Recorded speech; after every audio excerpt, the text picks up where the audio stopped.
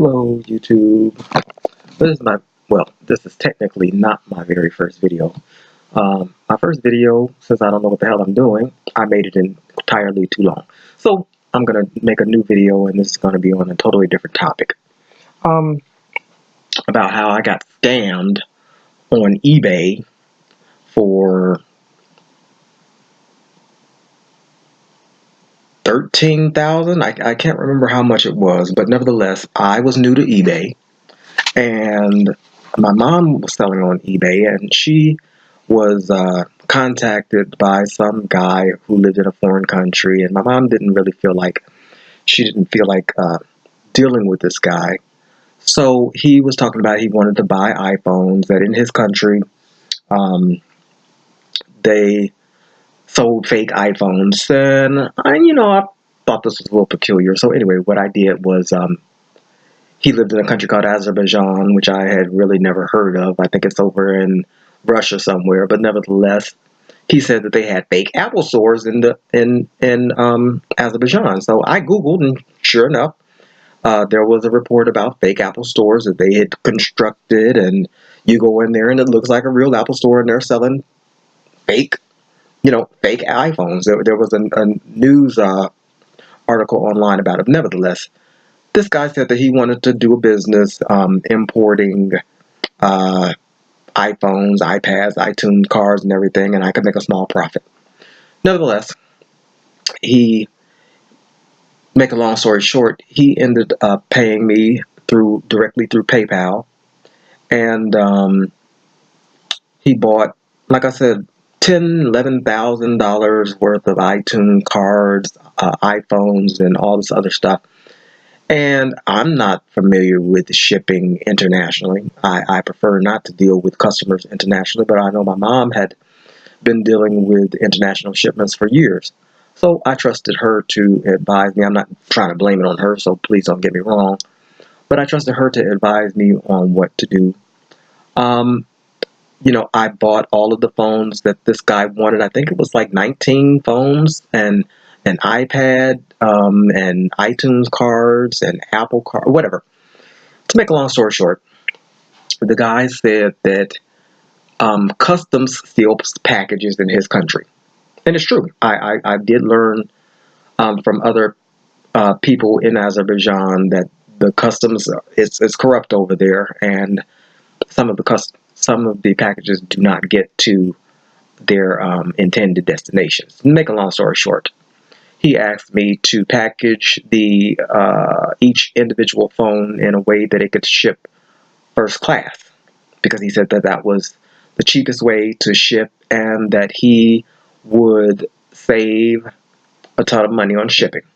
Now, at that time, there were tracking numbers for all of the shipping labels that were for the first class packages, but little to my surprise, the tracking numbers meant nothing. They didn't track. Once they left the United States, they were no longer trackable. So, this guy has me to ship the items, and I'm thinking, I want him to trust me. So I'm recording at the post office and showing him, we're here, I'm recording at Apple, me buying all this stuff from the money that he sent me through PayPal, trying to show him that he can trust me. And lo and behold, I get to the post office, we packaged up everything the way he said, and the post office is like filming in there, so they asked me to turn the camera off or whatever. I had all of the customs forms and everything I took pictures of for evidence for him. And so we shipped the packages off, and of course we tracked the packages. Once they left the United States, they were no longer trackable. So the man acts like he's so worried. Oh, are you sure that you addressed everything right? And yeah, I'm sure I addressed everything right. You verified the address. To make a long story short, he acted as if he never got the packages. He paid me in increments of like $3,000, $4,000, another $3,000, $1,900, or whatever. And he's staying in communication with me, and we had gone to the store, mind you, the Apple store, like 3 times, and gotten these phones for him. And I'm thinking, we did all this with PayPal.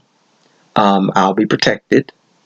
And so we shipped the packages, and he's saying, oh, I never got them. I never got them. So I'm contacting the post office. They, of course, they can't track the packages once they leave the United States. I'm contacting the post office in Azerbaijan.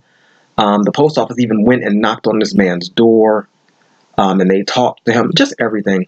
To make a long story short, this man claimed that he didn't get not one package out of 19 packages that I sent him.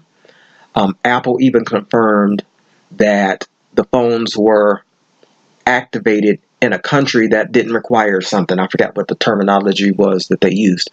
But nevertheless, yeah, I got cheated on eBay. And PayPal said, we absolutely believe you, but we must confirm delivery in order to cover you.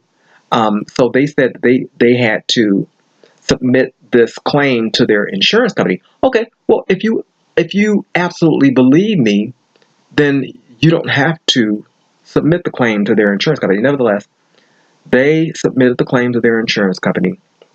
They came back and told me that I needed to pay them, I forget how much it is, $9,000 or $10,000. I said it'll be a cold day in hell before I pay you all that, when you all are telling me that you absolutely believe me. I'm showing you all of these receipts. You all confirmed that the phones absolutely left the United States. They were able to track that, and yet they want to tell me, oh, well, we absolutely believe you, but we have to submit this claim to our insurance company. No, if you believe me, then why are you submitting a claim to your insurance company? Nevertheless, PayPal comes and calls me and says, oh, we're going to need you to start paying that money back. Like I said, you can have an ice cube's chance in hell for me to pay $1 of that claim.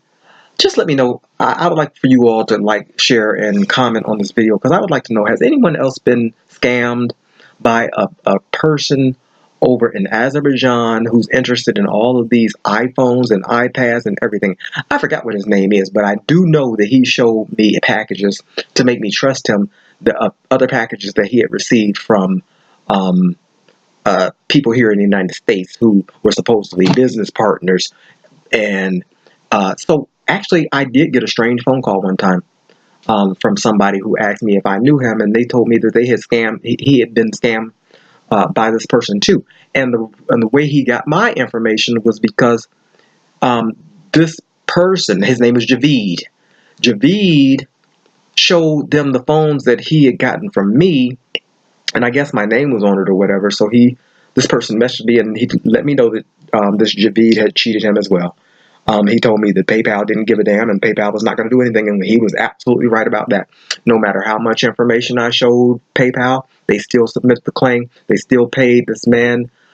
He got $10,000 worth of items, and he got $10,000 worth of his money back, and they took it from me and ruined my eBay business. Now I'm on another eBay business, which I was just scammed again. So, and let me address the elephant in the room. I had a stroke. I'm going to address this in another video, but it caused me to go blind in my left eye and deaf in my right ear, which things happen. I'm just happy to still be here. The hospital said that, people who have gone through what I have gone through normally don't even make it. But anyway, all right, thank you so much for listening and watching my videos. Please like, share, subscribe, and please tell me about the horrible experiences that you've had on eBay and PayPal, because I have a ton. I have a library full of experience that I've had on eBay with these crafty con artists and cheaters.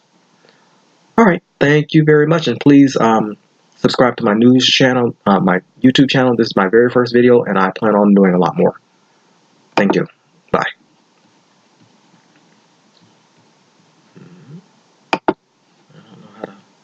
I don't quite know how to pause you.